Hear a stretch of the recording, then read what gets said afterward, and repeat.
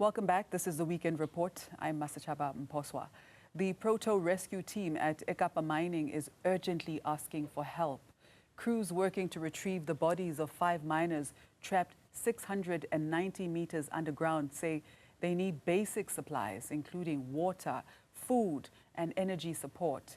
The miners now called on the community to donate what they can as the operation continues.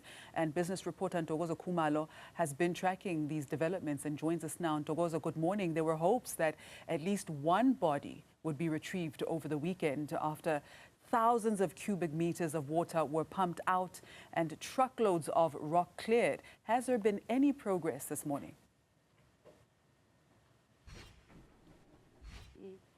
Good morning, Masichaba. Well, what the mine said in a statement is that progress is slow but steady. They keep getting pushed back by the water that seeps through as they continue with that pumping and that drilling. So about 16 loads of rocks haven't been removed and 2,500 cubic meters of water. I'm certain by this morning a little bit more than that has been pumped out. But remember, Masichaba, it's more than 10,000 cubic meters that the mine is working against to be able to reach those bodies. And if we look at the visuals that I'd like to just be rolled and those maps that come up, the first map, Masichaba, being the entrance of the map here at Ekapa Mine's joint shaft. And at the entrance there, you can see there's an orange arrow that points up, and it shows those water levels that the mine has to work through to be able to reach that one miner that Minister Gwede Mantashe was referencing on Friday when he visited the mine.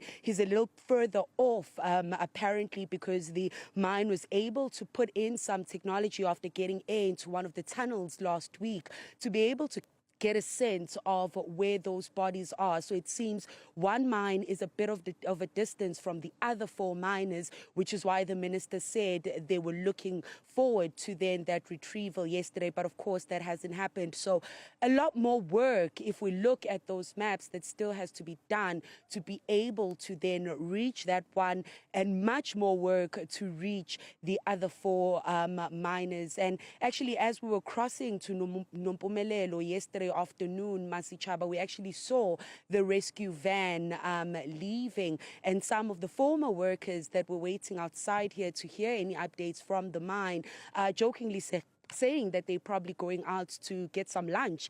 And that's when, of course, that call for action from Ekapa Mine as well as the Solpalki Plachi municipality was made for the community to donate water, food, and any other supplies so that the rescue mission can continue, Masichaba. Yeah, let's expand on that, Ntokozo. Now, the rescue team's need for basic supplies really raises questions about the state of the company's finances, especially as it moves towards liquidation. So surely there should have been some sort of emergency or risk fund in place to deal with a crisis like this.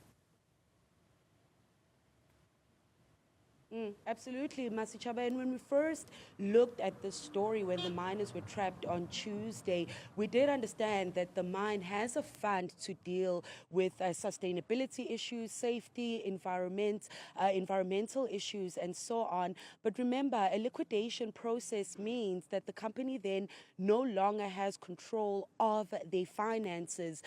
So they are pretty cash-strapped at the moment. But I spoke to one business rescue practitioner this morning who said that they could have had the option of rather going for business rescue, because they could at least, the person who would deal, or the business rescue practitioner who would deal with that issue, would be able to make provision to deal with this rescue mission. So it does raise questions around why exactly the company then applied for that liquidation after that emergency situation. And as we see, a lot more resources that are needed, a rescue mission for a mud rush goes into the tens of millions. We know that the company has been in financial distress for some time.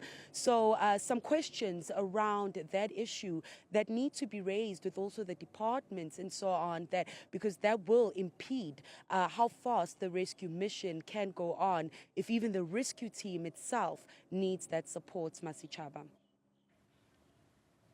All right, Ntokozo, thank you very much. That is Newzroom Afrika reporter Ntokozo Khumalo, and of course we'll be bringing you more details on the story as and when it develops.